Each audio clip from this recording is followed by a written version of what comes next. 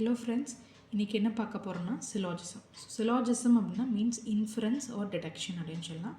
It based on two parts. ஒன்று வந்து proposition or conclusion. So proposition or propositions that is 2 or 3 statements கூட இருக்கலாம். So கன்க்ளூஷனுங்கிறது we are concluding from the given propositions அப்படின்னு சொல்லலாம்.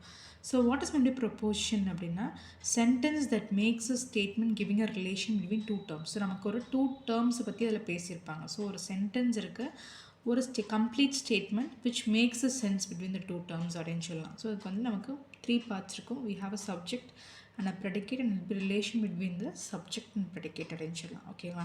So syllogism அப்படிங்கிறது என்னென்னா நமக்கு ஒரு 2 to 3 ஸ்டேட்மெண்ட்ஸ் கொடுத்துருப்பாங்க. நம்ம அதிலேருந்து என்ன கன்க்ளூட் பண்ண போகிறோம் அப்படிங்கிறது தான் பார்த்தீங்கன்னா சிலாஜிசம். ஓகேங்களா? இது மெயினாக பார்த்தீங்கன்னா நம்ம 2 types ஆஃப் ஸ்டேட்மெண்ட்ஸாக இருக்கலாம் அப்படின்னு சொல்லலாம். ஓகேங்களா? இன்னொன்று கேட்டகரிக்கல் ப்ரொபோஷன். தட் இஸ் அதில் வந்து எந்த ஒரு கண்டிஷனுமே அட்டாச் பண்ணியிருக்காது அந்த ஸ்டேட்மெண்ட்டில், ஜஸ்ட் ஒரு டைரக்ட் அசர்ஷன் மாதிரி இருக்கும். அது மாதிரியும் நமக்கு ஒரு ப்ரொபோஷன் இருக்கலாம். ஓகேங்களா? ஸோ இதில் நமக்கு வந்து 2 types ஆஃப் ஸ்டேட்மெண்ட்ஸ் ஒன்று இருக்குது. ஒன்று வந்து யூனிவர்சல், இன்னொன்று particular statements. So universal statements அப்படின்னா 100% இன்க்ளூடட் ஒரு 100% எக்ஸ்க்ளூடட்னு சொல்லலாம். ஃபார் எக்ஸாம்பிள் பார்த்தீங்கன்னா ஆல் ஏஸ் ஆர் பீஸ், அதாவது எல்லா ஏஸும் எல்லா பீஸும் are B's, no piece are cheese. So இது பார்த்திங்கன்னா யூனிவர்சலி பாசிட்டிவ் ஸ்டேட்மெண்ட் நம்ம சொல்லுவோம்.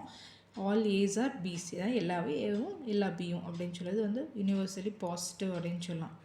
அடுத்தது no piece are cheese. So B எதுவுமே சி கிடையாது. இது வந்து யூனிவர்சல் நெகட்டிவ் ஸ்டேட்மெண்ட் அப்படின்னு சொல்லலாம். ஓகேங்களா?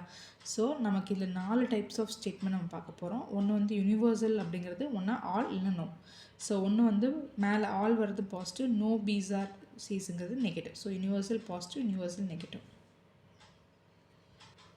நெக்ஸ்ட்டு பார்த்தீங்கன்னா பர்டிகுலர் ஸ்டேட்மெண்ட்ஸ், அதாவது some piece are cheese. So அதில் சம் பி மட்டும் C, some piece are not Cs. இது வந்து பார்த்திங்கன்னா சில பீஸ் வந்து சீஸ் கிடையாது.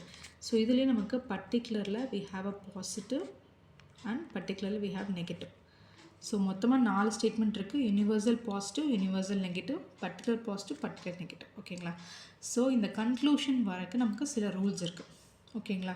ஸோ ஃபர்ஸ்ட் பார்த்தீங்கன்னா there should be 3 elements only, then we will get a solution. இப்போ பார்த்தீங்கன்னா இங்கே நமக்கு பார்த்தா இப்போ 2 ஸ்டேட்மெண்ட் இருக்குன்னு வச்சுக்கலாம். Some piece are C's, some piece are not C's. So இது ஆக்சுவலாக ஒரே ஸ்டேட்மெண்ட். ஸோ இந்த ஸ்டேட்மெண்ட்டில் பார்த்தீங்கன்னா நமக்கு 2 terms இருக்குது. ஓகேங்களா? பட் நமக்கு 2 ஸ்டேட்மெண்ட் வரப்போ நம்ம மொத்தமாக 3 elements தான் இருக்கிற மாதிரி இருக்கணும். அப்போ தான் நமக்கு சொல்யூஷன் வரும். ஓகேங்களா? இப்போ எனக்கு யூனிவர்சல் ஸ்டேட்மெண்ட்டாக இருந்துச்சுன்னா நீ என்ன பண்ணணும்னா ஃபஸ்ட் எலிமெண்ட்டில் டிக் போடணும், செகண்ட் எலிமெண்ட்டில் க்ராஸ் போடணும். ஓகேங்களா? நெகட்டிவாக இருந்தால் put tick on all elements. So இது வந்து ஜஸ்ட்டு வந்து நம்ம வந்து எப்படி அப்ளை பண்ண போகிறோங்க ரூல் மாதிரி தான். ஓகேங்களா? ஸோ நான் ஆல்ரெடி சொன்னேன் யூனிவர்சல் பாசிட்டிவ்னா நெகட்டிவ் என்ன நம்ம ஆல்ரெடி பார்த்தாலும் அதே தான். ஆல் ஏஸ் ஆர் பீஸ் அப்படின்னா ஏ மேலே டிக் மார்க், பி மேலே க்ராஸ் மார்க். நெகட்டிவாக இருந்தால் ஃபஸ்ட்டு ரெண்டுமே டிக் போடணும், 2 எலிமெண்ட் மேலேங்களா. ஓகேங்களா? அடுத்தது particular statement. So particular statement அப்படிங்கிறப்ப நமக்கு இதில் பாசிட்டிவாக இருந்துச்சு அப்படின்னா you want to put cross on elements. ஓகேவா? இப்போ சம் பீஸ் ஆர் சீஸ் அப்படின்னு எடுத்துட்டிங்கன்னா இதில் நமக்கு இங்கே எக்ஸு இங்கே எக்ஸ் போட்டுக்குவோம். ஓகேங்களா? இப்போ பர்டிகுலர் நெகட்டிவாக இருந்துச்சுன்னா put cross on first element and second element tick mark. ஓகேவா? ஸோ ஃபஸ்ட் இதில் வந்து பார்த்தீங்கன்னா ஃபஸ்ட் எலிமெண்ட்டில் க்ராஸு, செகண்ட் எலிமெண்ட்டில் டிக் மார்க் போடணும். ஓகேங்களா? அதாவது இந்த டிக் மார்க்கும் கிராஸ் மார்க் எதுக்கு போடுறோன்னா நம்ம அது வந்து ஒரு கன்க்ளூஷன் மேக் பண்ணுறதுக்காக தான். ஓகேங்களா? இது ஜஸ்ட் இது ஒரு மெத்தட் ஆஃப் சால்விங் தான் சொல்லலாம். ஓகேங்களா? Next N element which comes in both statement will not be answer. எப்போவுமே ஞாபகம் வச்சுக்கங்க, அதாவது 2 ஸ்டேட்மெண்ட்லேயும் வர எலிமெண்ட் கண்டிப்பாக ஆன்சராக இருக்காது. அது ஒரு க்ளூ. ஓகேங்களா? இப்போ இதுலேயே பார்த்துங்க, எக்ஸாம்பிள் பார்த்துலங்க. All ace are Bs, some piece are cheese. So இது எத்தனை எலிமெண்ட் இருக்குது? ஏ இருக்குது, பி இருக்குது, சி. ஸோ மொத்தமாக 3 எலிமெண்ட் தான் இருக்குது. ஸோ நமக்கு ஆன்சர் கண்டிப்பாக இருக்கும். இதில் நம்ம என்ன சொன்னேன், இது வந்து யூனிவர்சல் பாசிட்டிவாக இருந்தால் ஃபஸ்ட் எலிமெண்ட்டுக்கு மேலே டிக்கு, செகண்ட் எலிமெண்ட்டுக்கு மேலே க்ராஸு. இதே பர்டிகுலர் அப்படிங்கிறப்ப பர்டிகுலர் பாசிட்டிவ்னா 2 இடத்துலையுமே க்ராஸ். ஓகேங்களா? அதான் நம்ம பண்ணியிருக்கோம். அடுத்தது பார்த்தீங்கன்னா 2க்குள்ள காமன் எலிமெண்ட் என்ன? பி. இந்த 2 காமன் எலிமெண்ட்டில் இருக்கிறது எப்போவுமே வந்து ஆன்சரில் வராது. அதை ஞாபகம் வச்சுக்கோங்க. இப்போ நமக்கு என்னென்னா இந்த இடத்துல நமக்கு எப்போ சொல்யூஷன் வரும், எப்போ சொல்யூஷன் வராதுன்னு சில கண்டிஷன்ஸ்லாம் இருக்குது. நம்ம அதையும் பார்த்துடலாம். ஓகேங்களா? இப்போ எனக்கு 2 எலிமெண்ட்டுக்கு மேலேயே க்ராஸ் வந்துச்சுன்னா கண்டிப்பாக எனக்கு சொல்யூஷன் வராது. சரிங்களா? இது ஒரு விஷயம் ஞாபகம் வச்சுக்கோங்க. ஓகேவா? நெக்ஸ்ட்டு பார்த்தீங்கன்னா இப்போ ஒரு கொஷின் எனக்கு நெகட்டிவாக இருக்குன்னா ஆன்சர் கண்டிப்பாக நெகட்டிவாக தான் இருக்கும். For example all ace are not பீஸ்ன்னு இருந்துச்சுன்னா அங்கே ஒரு நெகட்டிவ் ஸ்டேட்மெண்ட் வருது, அப்போ எனக்கு ஆன்சர் நெகட்டிவாக தான் இருக்கும். இப்போ எனக்கு போத் ஸ்டேட்மெண்ட்ஸ் ஆர் நெகட்டிவ் அப்படின்னா கண்டிப்பாக சொல்யூஷன் இருக்காது. ஓகேங்களா? நெக்ஸ்ட்டு பார்த்தீங்கன்னா if one statement is particular answer will be particular. இப்போ ஒரு ஸ்டேட்மெண்ட் எனக்கு பர்டிகுலராக இருந்தால் கண்டிப்பாக ஆன்சர் வந்து பர்டிகுலராக இருக்கும். ஃபார் எக்ஸாம்பிள்னா all ace are Bs, some As are Cs அப்படின்னா some piece are cheese. So எனக்கு பர்டிகுலராக தான் இருக்கும். If both statements are particular then no solution. So ரெண்டு ஸ்டேட்மெண்ட்டும் பர்டிகுலராக இருந்துச்சுன்னா எனக்கு நோ சொல்யூஷன். இப்போ நல்லா ஞாபகிச்சுங்க, நமக்கு ஸ்டேட்மெண்ட் கொடுத்துருக்குறாங்க. ஸோ டிக் கிராஸ் போட்டுக்கோ ஃபஸ்ட்டு. அதுக்கப்புறம் காமன் எலிமெண்ட் பார்த்துக்கும். ஸோ இதில் பார்த்தீங்கன்னா காமன் எலிமெண்ட் வந்து ஏ இருக்குது. ஓகேங்களா? ஸோ ஏ அப்படிங்கிறப்ப காமன் எலிமெண்ட் ரெண்டுக்குமே மேலே கிராஸ் வந்துச்சுன்னா நோ சொல்யூஷன்.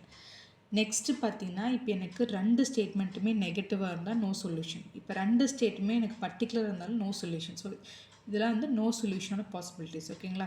அடுத்தது ஒரு கொஷின் நெகட்டிவாக இருந்தால் ஆன்சர் நெகட்டிவாக இருக்கும், ஒரு கொஷின் பர்டிகுலராக இருந்தால் ஆன்சர் பர்டிகுலராக இருக்கும். இதுவும் வந்து நமக்கு சம் க்ளூஸ் தான். ஓகேங்களா? இப்போ நெக்ஸ்ட்டு பார்த்தீங்க அப்படின்னா சார் நம்ம ஒரு எக்ஸாம்பிள் பார்க்கலாம். ஓகேங்களா? All lakhs are keys, all keys are bats. ஓகேங்களா? இது என்னது? ஃபஸ்ட் இருக்கிறது யூனிவர்சல் பாசிட்டிவ். ஸோ பாசிட்டிவாக இருந்தால் ஃபஸ்ட் எலிமெண்ட்டுக்கு மேலே டிக்கு, செகண்ட் எலிமெண்ட்டுக்கு அக்ராஸாக கிராஸ். ஓகேங்களா? இப்போ next all keys are bats. So இங்கேயும் எனக்கு டிக்கு கிராஸ். இப்போ இந்த ரெண்டுக்குள்ள காமன் எலிமெண்ட் என்ன? கீஸு. இந்த கீஸுக்கு நமக்கு கிராஸ் வரல, நமக்கு என்ன வந்திருக்குன்னா we have a tick and cross. ஓகேங்களா? ஸோ அப்போ இந்த இடத்துல நம்ம கீ ஆன்சர் வராது, லாக்கையும் பேட்டை வச்சு தான் வரும். ஸோ லாக் அண்ட் பேட்டோட சிம்பிள் பார்த்தீங்கன்னா வச்சுக்கோ, என்ன இருக்குது? ஒரு டிக் மார்க்கு ஒரு கிராஸ் மார்க் இருக்குது. அப்போனா நமக்கு என்ன ஆன்சர் வரும்? All lakhs are bats. ஓகேங்களா? இப்போ பாருங்க இன்னொரு எக்ஸாம்பிள் பார்க்கலாம். Some actors are singers, all singers are dancers. இங்கே some actors are singers, so particular. So ரெண்டு பக்கமே நான் கிராஸ் போட்டுட்டேன். ஓகேங்களா? நெக்ஸ்ட்டு பார்த்தீங்கன்னா ஆல் சிங்கர்ஸ் ஆர் டான்சஸ், அப்போ ஒரு டிக்கு ஒரு கிராஸு. புரிஞ்சுங்களா? இப்போ ரெண்டுக்குமே காமன் எலிமெண்ட் என்ன? சிங்கர்ஸ். ஸோ சிங்கர்ஸ் அக்ராஸாக நமக்கு டிக்கு கிராஸு வருது, அப்போ நமக்கு ஆன்சர் வரும். இப்போ நான் என்ன சொன்னேன்? ஆல்ரெடி ஒன்று பர்டிகுலர் இருந்தால் கண்டிப்பாக ஆன்சர் பர்டிகுலராக தான் இருக்கும். அப்போ இங்கே என்ன வரணும்? இந்த ரெண்டே விட்டுருங்க, சம் ஆக்டர்ஸ் ஆர் டான்சஸ். ஓகேங்களா? இது நம்ம வந்து இது ஒரு மெத்தடு. இன்னொரு மெத்தட் பார்த்திங்கன்னா நமக்கு வென் டயக்ராம் வச்சு கூட சொல்லலாம், அதை நான் சொல்கிறேன் கடைசியாக உங்களுக்கு. Next all harmoniums are instruments, all instruments are flutes. So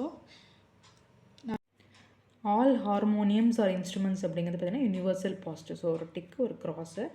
all instruments are flutes, so அதில் ஒரு டிக்கு ஒரு கிராஸ் போட்டுக்கலாம். ஸோ இதில் வந்து காமனான இருக்கிறது பார்த்தீங்கன்னா இன்ஸ்ட்ருமெண்ட்ஸு. ஸோ இதுக்கு மேலே பார்த்தீங்கன்னா நமக்கு ஒரு கிராஸ் டிக் தான் இருக்குது, அப்போ சொல்யூஷன் நமக்கு இருக்குது. ஸோ ஓகேங்களா? இதை விட்டுட்டு மிச்சம் இருக்கிறது பாருங்கள், ஹார்மோனியம்ஸ்க்கு மேலே டிக்கு, இது cross. So all harmoniums are flutes. So இது ஒரு மெத்தட் ஆஃப் சால்விங் அப்படின்னு சொல்லலாம். ஸோ இன்னொரு மெத்தட் பார்த்திங்கன்னா நம்ம வென் டயக்ராம் யூஸ் பண்ணலாம். ஓகேங்களா? ஃபார் எக்ஸாம்பிள் பார்த்திங்கன்னா ஆல் ஹார்மோனியம்ஸ் ஆர் இன்ஸ்ட்ருமெண்ட்ஸ்னால் ஸோ எல்லா ஹார்மோனியம்ஸும் பார்த்திங்கன்னா நமக்கு இன்ஸ்ட்ருமெண்ட்ஸாக இருக்கும்.